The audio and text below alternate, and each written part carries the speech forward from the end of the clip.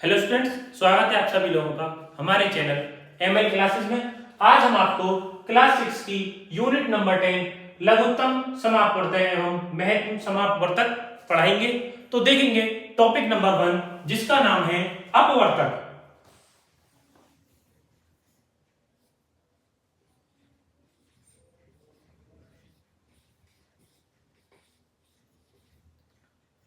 जिसका नाम है अपवर्तक। पहले डेफिनेशन लिखेंगे और फिर समझेंगे अपवर्तक क्या होता है। कोई संख्या जिन जिन संख्याओं से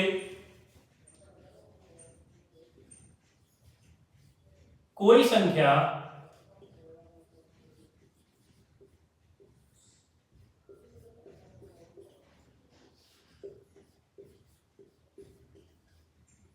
जिन जिन संख्याओं से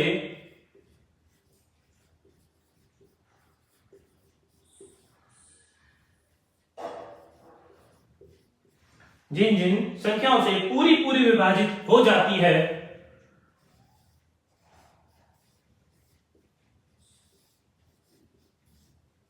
पूरी पूरी विभाजित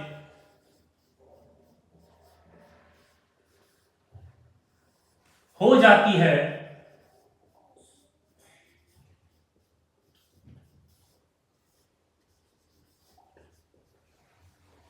वे संख्याएं उस संख्या की अपवर्तक कहलाती हैं।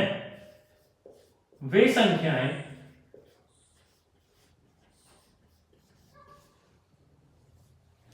संख्याएं उस संख्या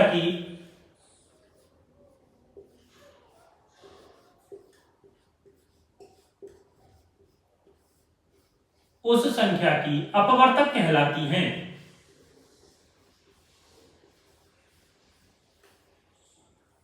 अपवर्तक कहलाती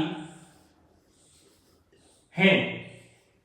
एक एग्जाम्पल लेंगे और समझेंगे कि अपवर्तक किस तरीके से होता है।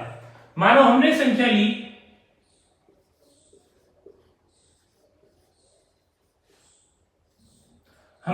ले ली 8। अब हमें इस 8 के अपवर्तक निकालने हैं, तो लिखेंगे अपवर्तक।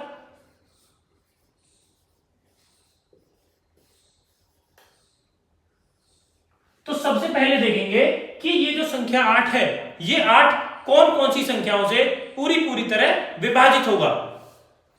देखो, एक तो 1 से विभाजित होगा 8, 2 से भी विभाजित होगा, 4 से भी विभाजित होगा, 5 से नहीं होगा, 6 से नहीं होगा, 7 से भी नहीं होगा और 8 से विभाजित होगा। तो ये जो संख्या 8 है, ये 4 संख्या 1, 2, 4 और 8 इनसे पूरी पूरी तरह विभाजित होगी।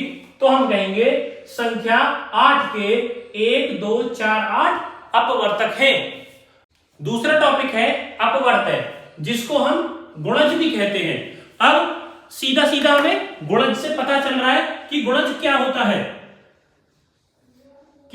कोई हमारी संख्या के कौन कौन से गुणनखंड होंगे। जैसे मानो हमें दिया गया है 4, जैसे हमें संख्या दी गई है 4, हमको संख्या दी गई है 4। अब इस संख्या के हमें अपवर्तक या गुणज निकालने हैं। अपवर्तक या गुणज निकालने हैं। तो हमें क्या करना होगा, 1 से लेकर और अनंत तक की संख्याओं की 4 में गुणा करेंगे, तो वो 4 की गुणनखंड कहलाएंगे। देखो, जैसे 4 की हमने 1 में गुणा करी तो हमारे पास आ गया 4। मानो 4 की हमने 2 में गुणा करी, हमारे पास आ गया 8। 4 8 को पूरी तरह काट देगा। अगर मानो हमने 4 की 3 में गुणा करी, हमारे पास आएगा 12। 12 भी 4 भी 12 को काट देगा। मानो 4 की हमने 4 में गुणा करी, हमारे पास आ गया 16, ये भी कट जाएगा। तो इसी तरीके से अनंत तक चलते चले जाएंगे ये अपवर्तक यानी गुणज। जैसे 4 के कौन से हो गए, 4, 8, 12, 16, इसी तरीके से ये अनंत तक चलते चले जाएंगे, इनका कोई अंत नहीं होता। मानो 5 के निकालनी है हमें। जैसे 5 हो गया, 10 हो गया, 15 हो गया, 20, 25 और ये अनंत तक चलते चले जाएंगे। इसी तरीके से इनको हम अपवर्त्य या गुणज कहते हैं। अब नेक्स्ट टॉपिक देखेंगे जिसका नाम है संपूर्ण संख्याएं। नंबर 3, संपूर्ण संख्याएं।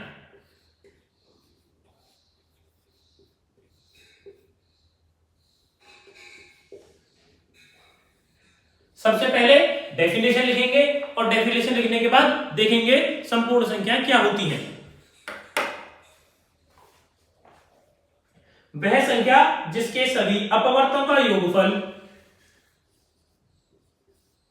वह संख्या जिसके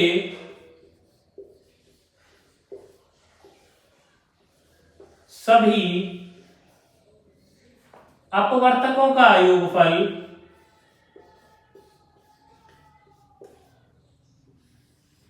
अपवर्तकों का योगफल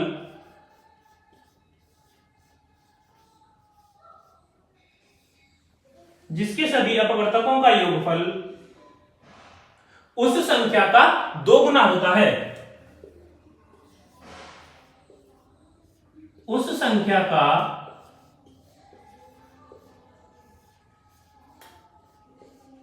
2 गुना होता है। 2 गुना होता है।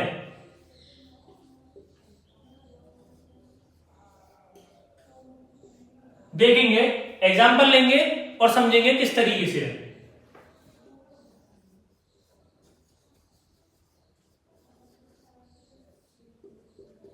देखेंगे, मानो हमने एग्जाम्पल ले लिया 6। संख्या कौन सी हो गई? 6।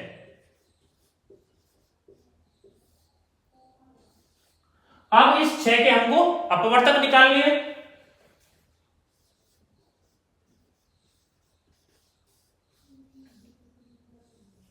छह के अपवर्तक कौन कौन से होंगे? कोई भी संख्या हो, एक्स वाई जेड कुछ भी संख्या हो, उसके 2 अपवर्तक हमेशा लिख देने हैं। एक तो एक और एक वह संख्या खुद। देखो, सबसे पहले क्या लिखेंगे? 1। ये 6 2 से भी कटता है, ये 6 3 से भी कटता है, ये 4 से नहीं कटेगा, 5 से नहीं कटेगा और 6 से कटेगा। तो इसके अपवर्तक कितने आ गए? 1 2 3 और 6। इसके 4 अपवर्तक आ गए। अब हमको क्या दिया गया है? वह संख्या जिसके सभी अपवर्तकों का योगफल। तो सबसे पहले योगफल करेंगे।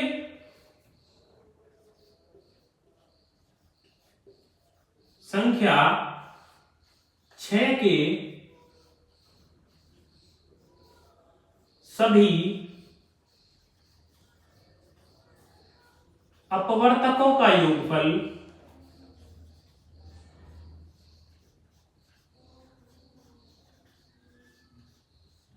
बराबर 1 2 3 और 6। ये हो गए। अब इनका योगफल निकालेंगे। 3 और 2 5 और 1 6 और 6 12। ये कितना आ गया? 12, जो कि 6 से 2 गुना है। तो हम क्या लिख देंगे? संख्या 6 के सभी अपवर्तकों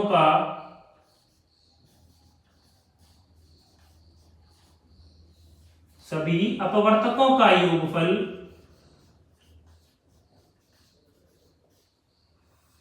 संख्या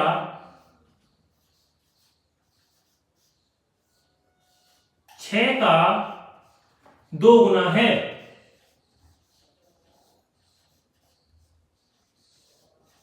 6 का 2 गुना है। तो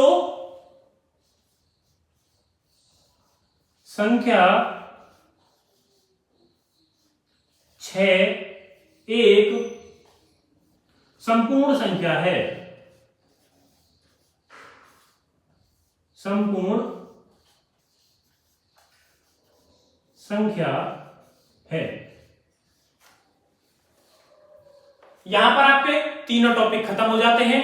अब हम आपको नेक्स्ट वीडियो में आपकी एक्सरसाइज कराएंगे। अगर तीनों टॉपिक्स में से किसी को भी अगर कोई चीज नहीं समझ में आई है, कोई टॉपिक नहीं समझ में आया है, तो वो हमें कमेंट बॉक्स में लिखकर बता सकता है कि हमें ये चीज या ये वाला टॉपिक हमें समझ में नहीं आया है। हम उसको वो टॉपिक दोबारा बताएंगे, उसका पूरा डाउट क्लियर करेंगे। आप सभी स्टूडेंट्स का हमारी वीडियो देखने के लिए धन्यवाद। Like and subscribe.